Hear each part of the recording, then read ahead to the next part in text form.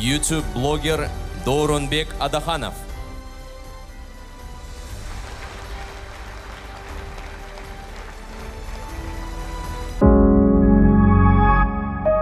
Всегда ведет какой-то интерес. Вот мне интересно в жизни просто люди. Мне было интересно, как люди живут в другой стране, с другим языком, с другой культурой. Это было настолько тяжело, потому что ты не знаешь языка, у тебя нет работы, у тебя нет друзей, ты не знаешь этой культуры. И что-то только интуитивно тебя удерживает здесь. Да, очень много таких моментов было.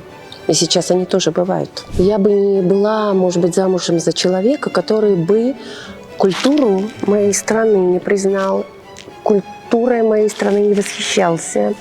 И он всегда мне это говорит, что им намного больше нужно у нас учиться. Он даже мне однажды сказал, я бы взял таких волонтеров из Кыргызстана, привез сюда, чтобы они показали, как вы поддерживаете в семье друг друга, как вы любите друг друга. В 2016 году посольство Кыргызстана в Австрии с помощью комьюнити кыргызского сделало возможным концерт «Орду Сахна». Это было великолепное мероприятие здесь. Кыргызстан для меня – это та страна, когда я приезжаю, вы знаете, я даже телом чувствую, я приезжаю, прилетаю, и у меня оно вот так расслабляется.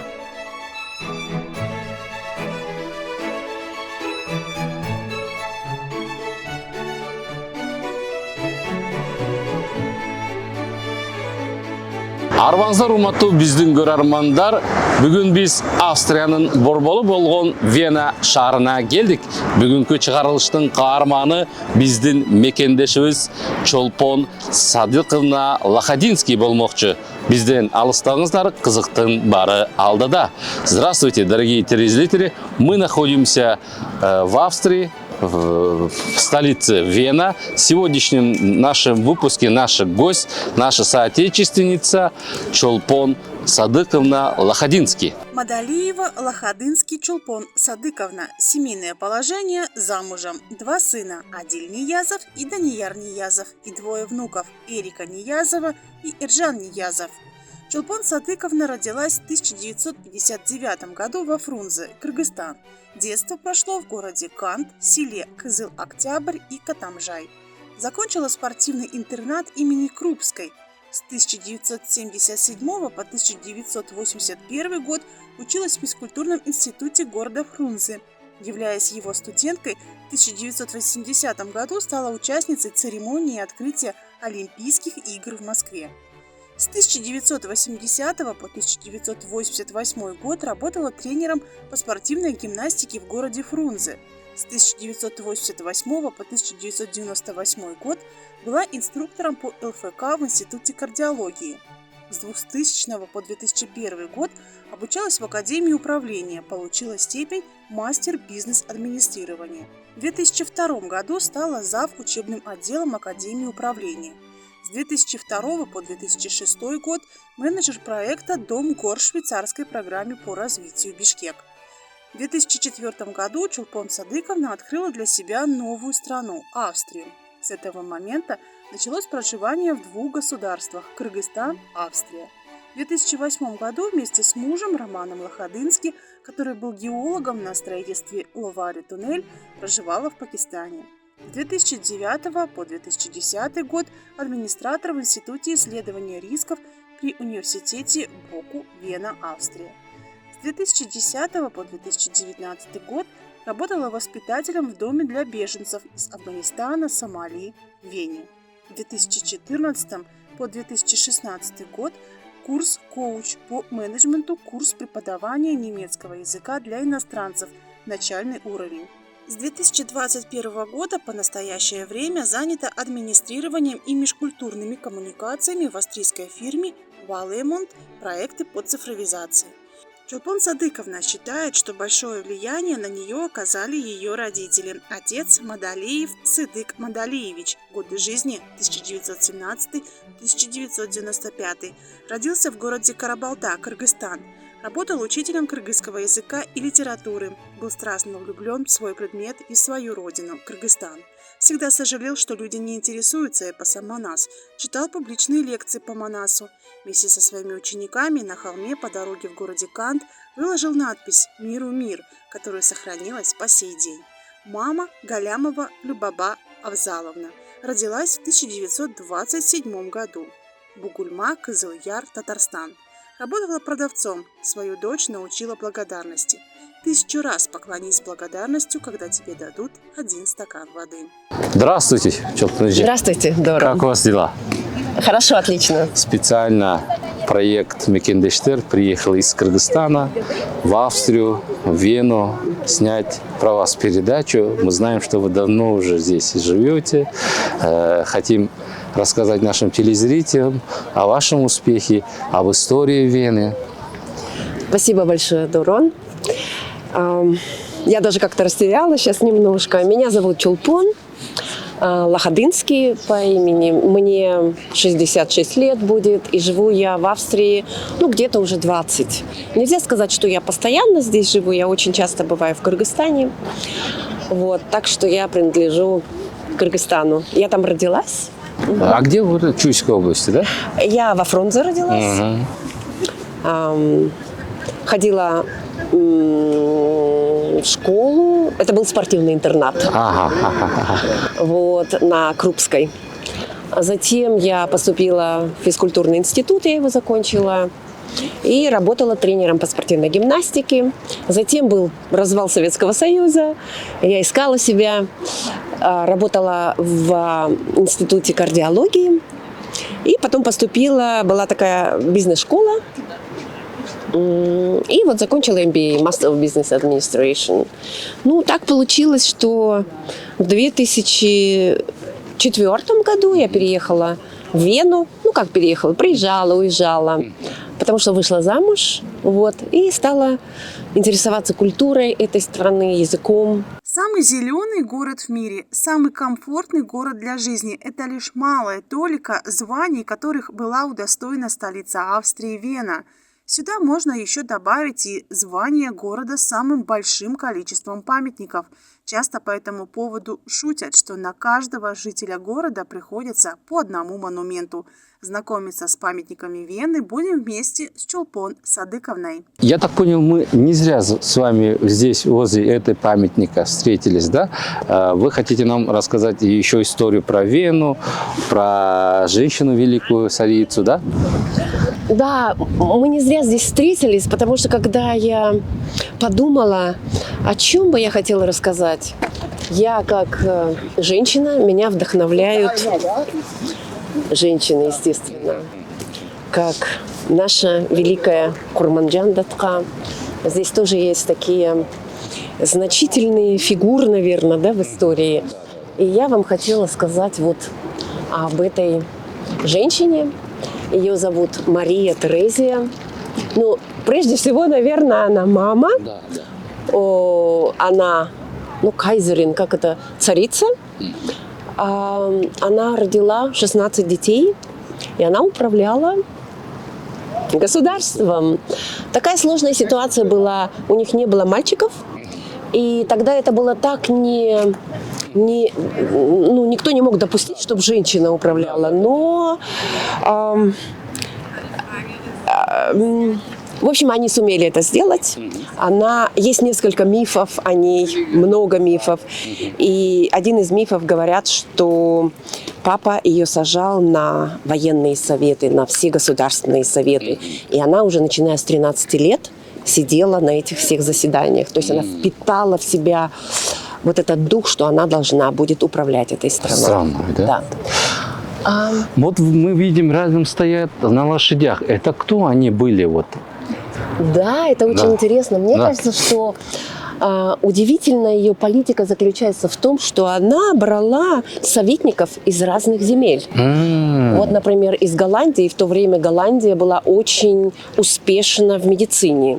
Она пригласила оттуда врача, чтобы он улучшил ситуацию здесь, в Австрии. И это получилось. То есть из каждой сферы финансы, образование, медицина, она приглашала себе советников. То есть она сама не могла разбираться во всем. И вот она сделала огромный прорыв в образовании. Она сделала образование, как это сказать, обязательным. Вот. И, конечно же, мне очень интересна политика не войн,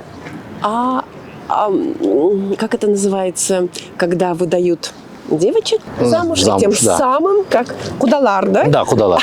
Да. Присоединяет. Да. Объединяется. Да. И вот она говорила, что бедные мои дети, они не будут жить своей жизнью, они должны послужить государству. И вот одна история, которая меня очень-очень сильно тронула, одна из ее дочерей, Мария Антуанетт, она вышла замуж за Людовика XVI во Францию. Маленькой девочкой ее увезли. И мама писала ей письма, как ей себя вести, как вести себя с мужем. В общем, она очень плотно общалась со своими детьми, подсказывала им, как быть. Вена является важным центром искусства. Культурное предложение здесь чрезвычайно разнообразно. В городе более сотни музеев. Откроем несколько из них для себя вместе с Чулпон Садыковной. Ну, мы находимся сейчас внутри музея. И вот здесь вот нам подсказывает плакат, да, что здесь Picture Gallery, это как бы галерея картин итальянского, испанского и французского искусства. Ну, мы посмотрим несколько. Все, мы можем... Туда идти, да? Угу. Не на все картины можно направлять. В общем. Ага, да. Угу.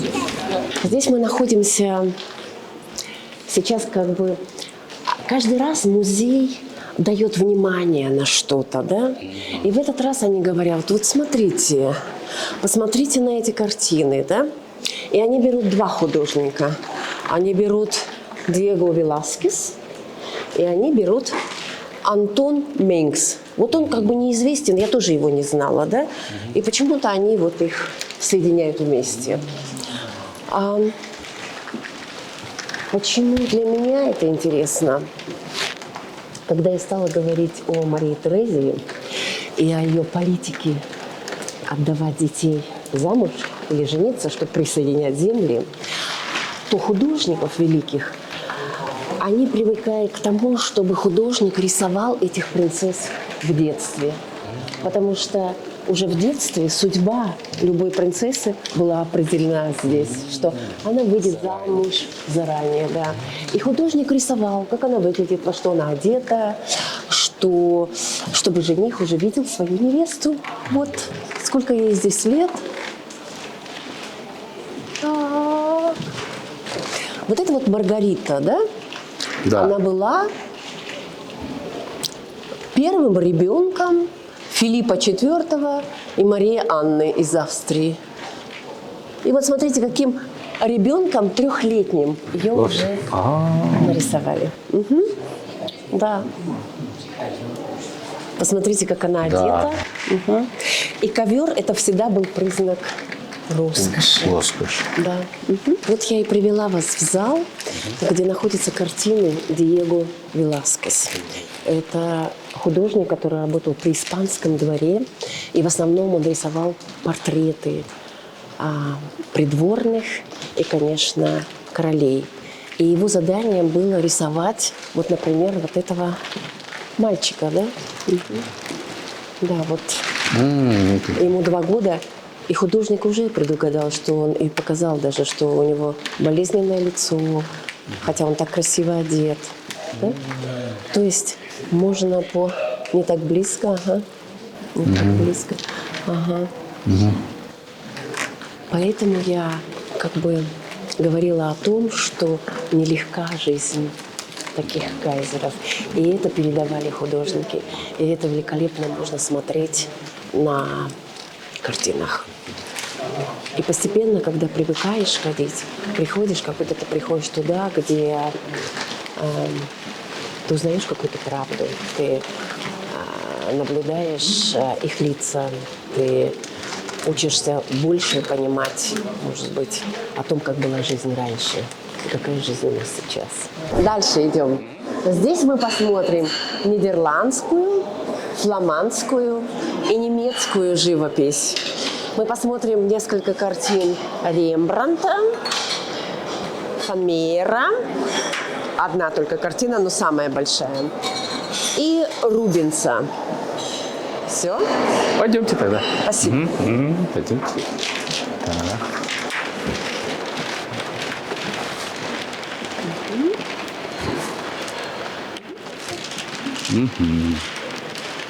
Так.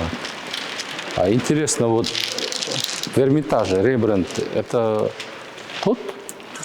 Да, тот или... Почему я начала Рембрандта смотреть? Потому что я смотрела фильм Тарковского, и у него есть такое в конце фильма «Солярис». Приходит сын, возвращается отсюда с планеты, и папа выходит на крыльцо, и сын вот так садится, и папа его обнимает. Да? Есть такая картина у Рембрандта «Возвращение блудного сына». И когда я слушала философа, сейчас Филоненко украинского, он рассказывает, говорит, обратите внимание, на картине у отца нарисована одна женская рука, одна мужская. То есть он говорит, любовь и всепрощение идет, милость женская, да, и справедливость мужская. Можно трактовать это по-разному. Можно трактовать, бывает, говорят в семье, один сын удачный, один неудачный, да, но отец любит всех и прощает. Говорят, что Рембрандт написал ее в последние годы своей жизни. И, возможно, это, что в конце жизни, так же, как и я очень надеюсь, что я тоже буду прощена, да, Всевышним. Поэтому она так трогает, эта картина. И когда я смотрела выставку Рембрандта от его молодого, все еще впереди, с его женой, он пьет шампанское, затем его дети, затем много трагедий было у него в жизни, и также высот он достиг. И в конце он завершает это «Возвращение блудного сына». Эта картина висит в Эрмитаже. Да, в этот раз была большая выставка, но эту картину не привезли. Не знаю, в связи с чем. Да. А мы сейчас произведем другое произведение, да? Мы его посмотрим другое. Мы посмотрим его сына Титуса, как он нарисовал, как он нежно своего сына нарисовал. И свой портрет. Свой портрет. Вау!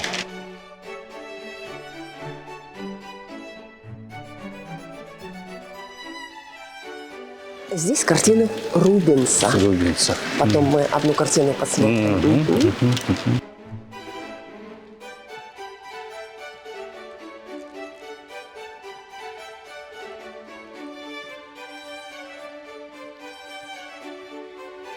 Так, сейчас мы посмотрим Фермер. Он настолько сейчас стал знаменит, Фермер. У него всего 35 картин. Я его только сейчас буду изучать.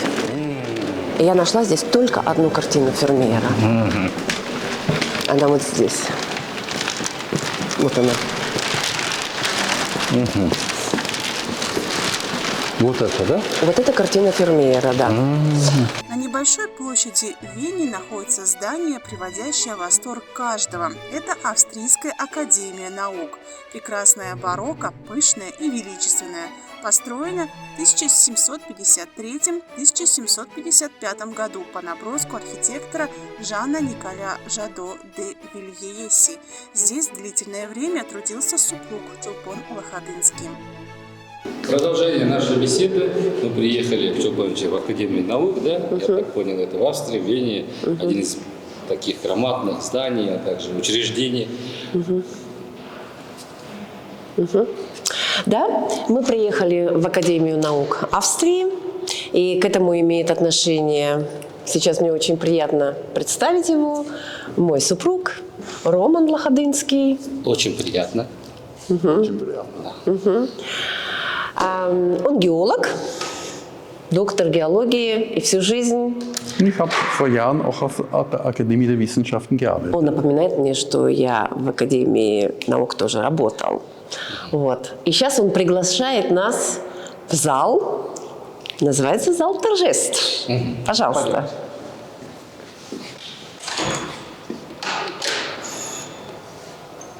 Вот так. Пожалуйста, проходите.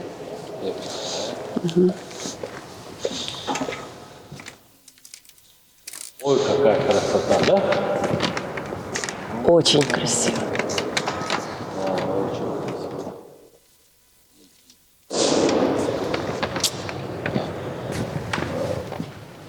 Вау. У меня такой вопрос. Хотелось бы узнать вот про историю Академии наук поподробнее. So, kannst du mal uns sagen über die Geschichte der Akademie der Science, der Wissenschaften? Ganz kurz, dieses Gebäude hier war Teil der Universität Wien. Это очень коротко, если сказать. Это здание здесь являлось частью университета Венского. Und die Universität Wien ist dann übersiedelt. Университет 19. Вены Jahrhundert. потом в 1900 году выселился отсюда. Und die Gebäude hier gehören der Akademie der Wissenschaften. И все осталось теперь Академией наук. Und wir befinden uns hier im Festsaal, Мы находимся в зале торжеств. Vortragssaal. Здесь проходят разные, как это называется, Und лекции. es gibt nicht nur Vorlesungen, Vorträge für Wissenschaftler, Не только для самих ученых, sondern es gibt auch Vorträge von Wissenschaftlern für die Öffentlichkeit. для общественности здесь проводятся лекции. И очень важно, для детей. Und das ist das Schöne, dass Wissenschaft weitergegeben wird. Что очень важно, чтобы наука давалась дальше в поколение. Einer meiner sehr geschätzten Lehrer, Один очень мною уважаемый, обожаемый учитель, dessen Werke ich gelesen habe, чьи работы я читал, war der Professor Eduard Süß. Und это профессор Эдуард Сюс. er war Geologe und war Präsident Он был геологом также, Der и он Akademie der был Wissenschaften. президентом этой Академии und наук. hat Wien das Beste, hat viele Arbeiten gemacht, wissenschaftliche Arbeiten. Он очень много Aber работ auch всяких praktische сделал, Arbeit. но также практическую работу он сделал, не Zum только Beispiel теоретическую. das über 100 Kilometer das Trinkwasser von Wien. Ja? Например, 100 километров, 100 Kilometer, über 100 Kilometer. больше, чем сотня километров он провел водопровод и воду в Вену. Это была одна из его Im 19. Jahrhundert. огромных работ. Ja. 1900-е годы, то есть более 100 лет назад. Und wir haben hier auch, und jetzt ist es, zuletzt war Professor Zeilinger. И еще об одном профессоре я хочу сказать. Он был тоже президентом Der hat vor недавно. einem Jahr Akademie. den Nobelpreis für Physik bekommen. Он получил, Im letzten Jahr. в прошлом году он получил Нобелевскую премию по физике. Мы знаем, что вы преподавали в Кыргызстане, мы знаем, что долгое время были в Кыргызстане у нас. Вот. Хотелось бы задать такой вопрос. Какие впечатления у вас были в Кыргызстане, что осталось и как вообще познакомились с Чолпан-Эдже, как вас судьба свела? Wir wollen natürlich wissen, was Sie unterrichtet haben in Kirgisistan, überhaupt, wie Sie nach Kirgisistan gekommen, wie haben Sie mich getroffen? Das ist eine sehr lange Geschichte. Aber kurz natürlich. Ja. Na, die kurze, Это очень долгая история, но я очень die коротко kurze скажу. Version, ich war mit einer Gruppe von wir waren 15 Universitätsassistenten. Нас было 15 человек из университетов. Und wir sollten im Rahmen von EU-Projekten Это был проект Европейского Союза, Kollegen in Zentralasien чтобы коллег в Центральной Азии нам найти и делать проект. Kooperationen mit ihnen machen. Kooperation. Ja. Und die finden. Ja. Und ich hatte gute Bekannte schon. У меня уже были знакомые хорошие. Und das war Kanatbek Abdrahmatov, Например, Канатбек Chef Абдрахматов. der Seismologie. Это шеф сейсмологии в Кыргызстане. Und dann habe ich eigentlich kennengelernt die Professoren für Geologie. Потом я познакомился с профессорами геологии в Кыргызстане. Und der hat mich eingeladen auf der KSMU, die Kyrgyz State University of Киргизский Mining. государственный университет майнинг, Immer wenn ich полезных ископаемых. auf Besuch war, И меня пригласили туда kleine преподавать. Vorlesungen zu halten. Ну, маленькие такие лекции гостевые. Ja, Lektion. Und die habe ich über Tektonik und über Plattentektonik И gehabt. я дал лекции о платон-тектоник, Plate тектонические ja. Wie bewegt sich die Erdkruste? Und как движутся наши земляные плато. В общем, ja, так. und warum, Я извиняюсь за мой und warum неграмотный gibt язык. es Erdbeben? Ja. Почему происходит землетрясение? Und zweimal habe ich teilgenommen an И 2 раза я принял an einer участие. Sommerakademie. Это была летняя академия. Und das war besonders interessant, weil было wir waren очень интересно, потому im что мы Bereich были Susamir-Hochebene На Сусамыре, und haben dann auch im Tal, im Kökümeren-Tal, Kökümeren мы были. viele, viele Punkte angesehen, И мы очень много нашли очень интересных пунктов, которые мы изучали с точки зрения wo геологии. meistens nach schweren Erdbeben große Bergstürze passiert sind. Тема была такая: после сильных землетрясений бывают оползни. И вот это мы изучали с другими учеными с другого, тоже со всего мира. Und auch in einem Ort, der ist aber nördlich vom Hauptkamm, das ist in Töschbulak, eine riesige alte Rutschung. А в Тушбулаке, Белогорка, есть тоже, там очень известно, знаменитый один оползень есть. Und wahrscheinlich ausgelöst durch ein schweres Erdbeben. Вероятно, это тоже было вызвано очень большим землетрясением когда-то. Ja, und ich würde gerne wieder nach Kirgisistan kommen. Ja. И, конечно, я с удовольствием всегда Besonders езжу и im приеду в Sommer, weil Кыргызстан. dann könnte ich vielleicht mit Studenten ins Gelände gehen. И особенно мне интересно со студентами, с кыргызскими студентами, ездить на полевые исследования. Wo hast du mich kennengelernt? Где ты меня встретил, да? In Bishkek am letzten Abend. В последний вечер моего пребывания вот, мы познакомились. Ja, sie hat für die Schweizer Entwicklungshilfe gearbeitet. Она для австрийской компании работала, и вот там мы познакомились. Спасибо. Такой вопрос. А какие схожести у австрийцев и у кыргызов есть, да? И что мы можем, например, принимать опыт Австрии в Кыргызстане? Umgekehrt, Eigentlich habe ich immer überall, wo ich hingefahren bin und besonders nach Kirgisistan, da habe ich eigentlich viel mehr gelernt. Ja? Я бы хотела сказать наоборот. Сколько раз я ездил в Кыргызстан, и я бы хотела сказать, что я многому научился у вас. Und das ist diese unglaubliche Gastfreundschaft. Это невероятная гостеприимность. Und ja, auch ich habe schon gesehen, viele junge Leute sind wissbegierig. Ja? Очень много молодых людей в Кыргызстане я встретил. У них такая жажда обучения. Und was wir auch lernen können hier, das sind besonders die kirgisischen Frauen, wenn sie hierher kommen, um zu studieren, das sind die fleißigsten. Я видел много кыргызских студентов, которые сюда приезжают. Это самые, мне кажется, такие, как это когда говорят, которые способны очень много учиться, много работать для достижения своих целей. Вена – это не только центр европейской культуры, но, можно сказать, и город, где сформировалось европейское высшее образование. Самым старейшим университетом считается University of Vienna. Он был основан в 1365 году, а вот Венский технический университет относится к молодым учебным заведениям страны. Ему насчитывается 200 лет. Был образован в 1815 году как Императорско-Королевский политехнический институт.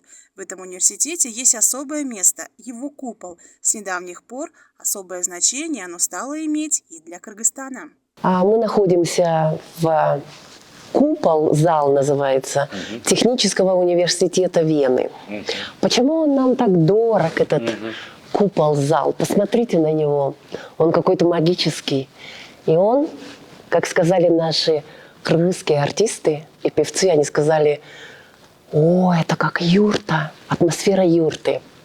В 2016 году посольство Кыргызстана в Австрии с помощью комьюнити кыргызского сделала возможным концерт Орду Сахна. Это было великолепное мероприятие здесь. Это было 5 июня 2016 года, да? Да. Зал был украшен тушкизами. Гульзада Рыскулова пела наряду с Ордос Ахна. И был сделан показ кыргызского костюма из всех регионов.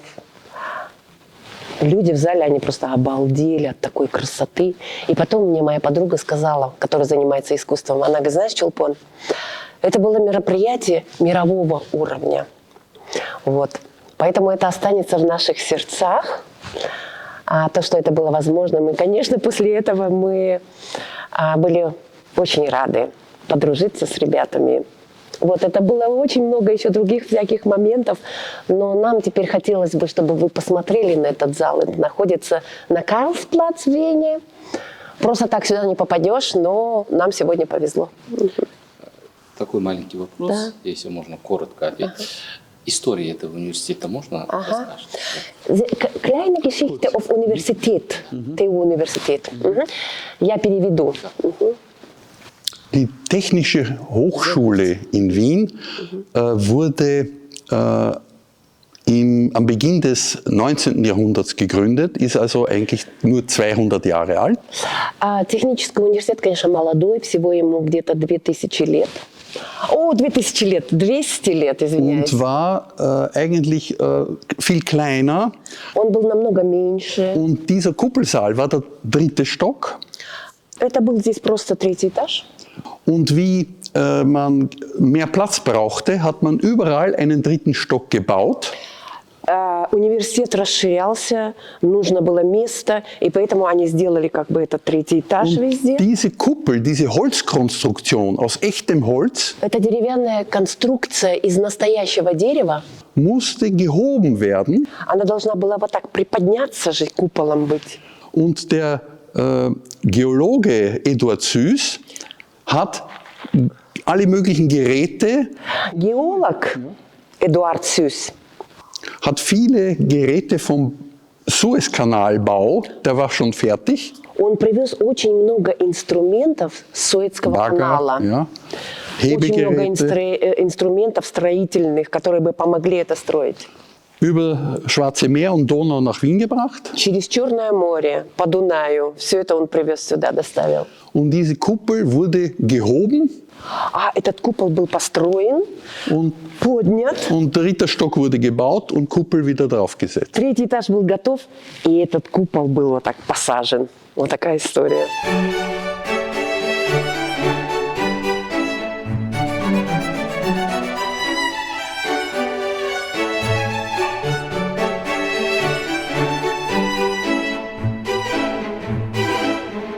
Чулпан Джа, приехав в Вену, в Австрии, да, и не зайти в оперу, наверное, это нереально. Да. Вот мы как раз здесь находимся. Расскажите об этом месте.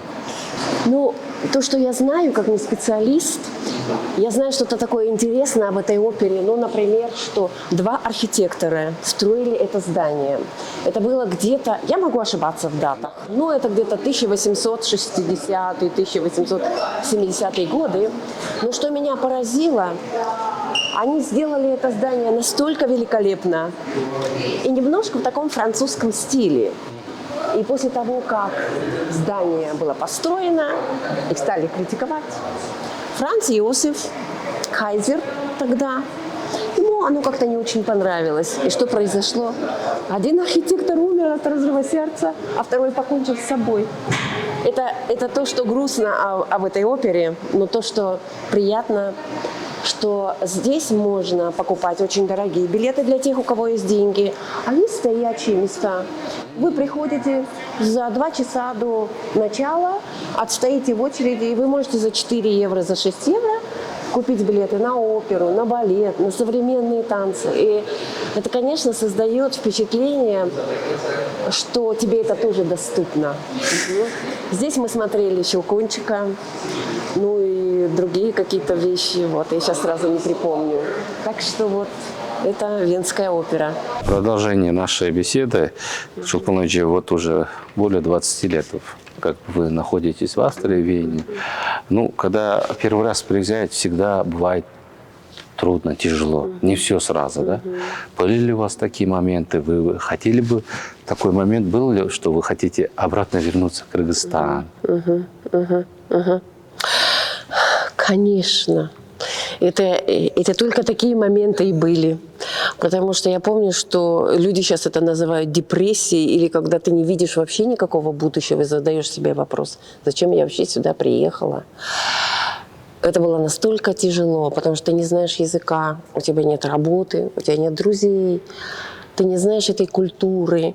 И что-то только интуитивно тебя удерживает здесь. Да, очень много таких моментов было. И сейчас они тоже бывают. Угу. Быть замужем, ну, скажем, за иностранцем, за австрийцем, и какие общие у вас ценности, и как вы друг друга нашли? Ну, я сразу хочу сказать, что я бы не была, может быть, замужем за человека, который бы культуру моей страны не признал, культурой моей страны не восхищался. И он всегда мне это говорит, что им намного больше нужно у нас учиться. Он даже мне однажды сказал, я бы взял таких волонтеров из Кыргызстана, привез сюда, чтобы они показали, как вы поддерживаете в семье друг друга, как вы любите друг друга, как вы можете последнее с себя снять и отдать. И он в Фейсбуке, где-то кто-то ему написал, что говорит, кто женится на кыргызских женщинах, они получают в подарок еще 150 родственников, о которых надо заботиться. И он говорит, я это испытал на своей, в своей жизни, и даже опережает меня в этом. Поэтому это возможно, этот брак. Угу. Где мы познакомились, это было, как вот Роман сказал, в последний вечер в Кыргызстане. Он просто пришел в тот проект, где я работала. Никто не хотел ему показывать выставку, уже было поздно. Но я сказала, я покажу. Это было land use, использование земли при советское время, советское и после. Я вышла, показала выставку, и он после этого приглашает меня покушать. В общем, ну и, видимо, я ему понравилась. У каждой женщины бывает своя мечта, своя цель в жизни. Вы считаете себя счастливой женщиной? Мне кажется, что моментами я считаю себя благодарным человеком, скажем так. Наверное, это идет от рода моего по маме. У меня мама татарской национальности, во время сталинских репрессий, она ребенком, ее привезли сюда, и бабушка приехала.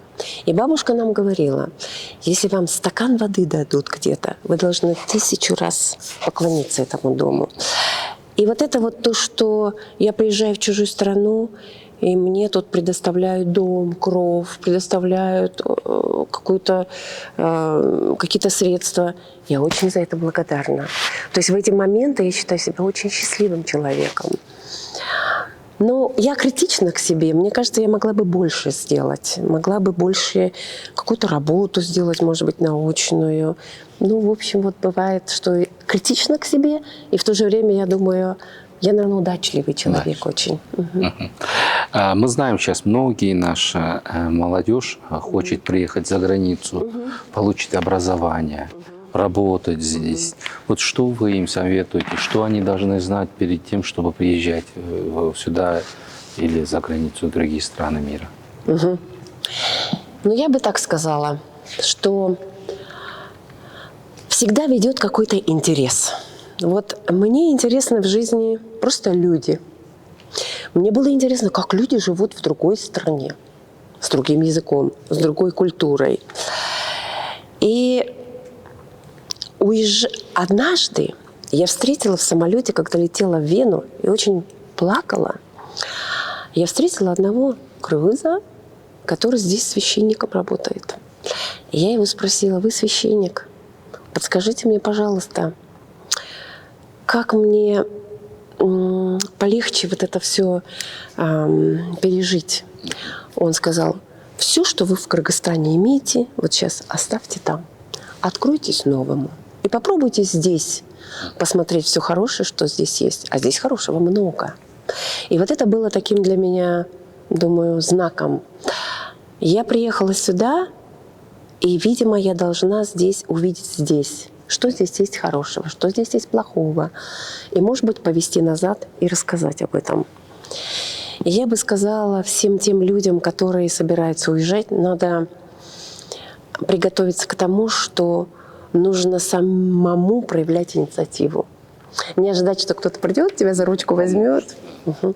Я работала, я нянчила детей, я убирала. В общем, я была рада всему тому, что мне идет. Да? И на каждой работе я с удивлением обнаружила, как много я получаю, оказывается, просто опыта. В австрийских семьях, где я нянчила детей, вот это очень важно, что я сейчас хочу сказать, наверное, я поняла, как много ошибок я сделала как мама.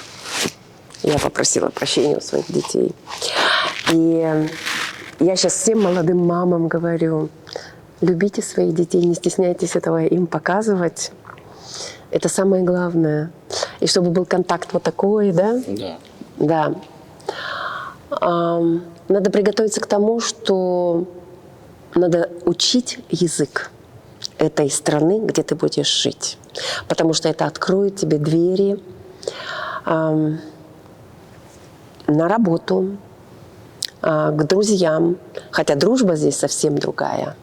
И надо убрать свои представления просто о дружбе, о работе, о коммуникациях, а просто открыться новому. Ну, так легко мне сейчас говорится, конечно. Но если у кого-то какой-то вопрос будет, я и так готова была бы ответить и поговорить, да? Опыт все-таки есть. Спасибо за вопрос. Вообще, как вас восприняла Австрия?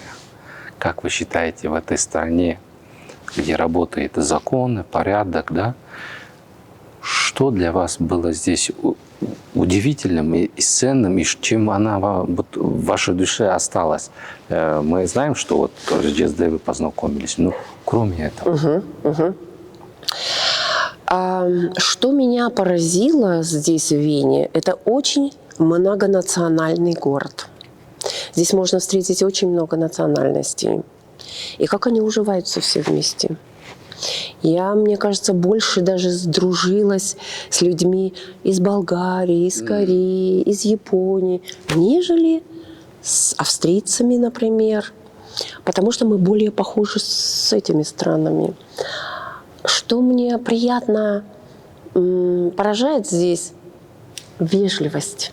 Вежливость, например, в общественном транспорте. Никто тебя не толкнет. И я думаю, как они будут, много народу, как они будут выходить? Они просто как-то взглядами, извините. И уже ты понимаешь, что кто-то хочет выйти. Это меня очень сильно... как-то мне это было приятно, что ты находишься в какой-то безопасности в общественном транспорте. Потом я работала с беженцами и познакомилась с девочками из Сомали, с мальчиками из Афганистана, и они стали просто как детьми. И те люди, австрийцы, которые работали воспитателями вместе со мной, мы остались просто друзьями, братьями и сестрами, которые помогают друг другу, поддерживают друг друга в сложные времена. Поэтому, да, я, наверное, увидела здесь, в такой успешной стране, беженцев из бедных стран, и как с ними возятся некоторые австрийцы и другие национальности. Меня это тоже просто обрадовало, удивило, что насколько много внимания этому уделяется. Находясь за границей, наши граждане бывают намного патриотичнее, нежели чем мы в Кыргызстане. Да? Как вы видите будущее Кыргызстана? Что пожелаете Кыргызстану? Это такой... Мы в частных беседах разговаривали со вчерашнего дня, перед интервью. Я думала, какая разница? Австрия тоже для меня уже стала родной страной. И что такое Кыргызстан для меня? Мне кажется, родная страна и родина – это всегда боль за свою страну, боль за экологию, польза, может быть, еще недостаточное образование, которое могли бы дети получить. Я бы очень желала, чтобы все уезжающие мы помогали в сфере образования, экологии. Кыргызстан для меня – это та страна, когда я приезжаю, вы знаете, я даже телом чувствую, я приезжаю, прилетаю, и у меня оно вот так расслабляется. Это такой удивительный феномен. И когда я приезжаю обратно в Австрию, я как будто вот так собираюсь. И когда я приезжаю сейчас в Кыргызстан, я разговариваю со всеми подряд, начиная в аэропорту. И все так замечательно. Не знаю, может быть, просто у меня такой идет восторг, и я очень много нахожу интересных тоже проектов, которые сейчас идут. Я дружна со многими людьми из искусства, из музыки. И поэтому я приезжаю, меня всегда ждет семья, всегда ждут друзья. Я там дома. Мы сейчас вам дадим свободный микрофон. Вы можете пожелать нашим кыргызстанцам передать свои привет, пожелания.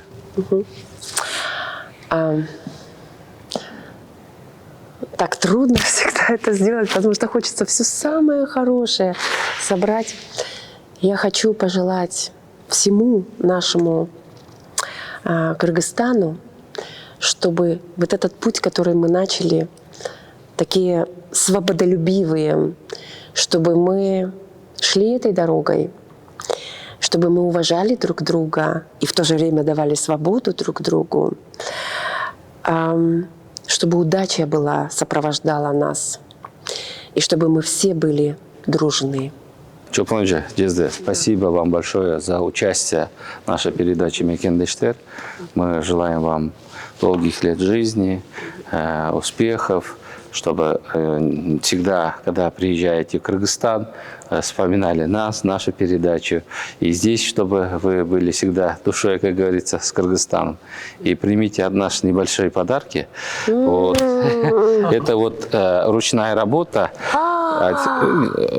оригинальными дизайнерскими этими от компании Жылдыз Махсуд. Вот такие сумочки, это вам. Ох, какая красивая, да? И вот здесь наши кепки и кружки от нашей компании Door Life Media. Ой, спасибо большое. Можно я вас обниму? Спасибо большое. Спасибо вам. Какая красивая сумка.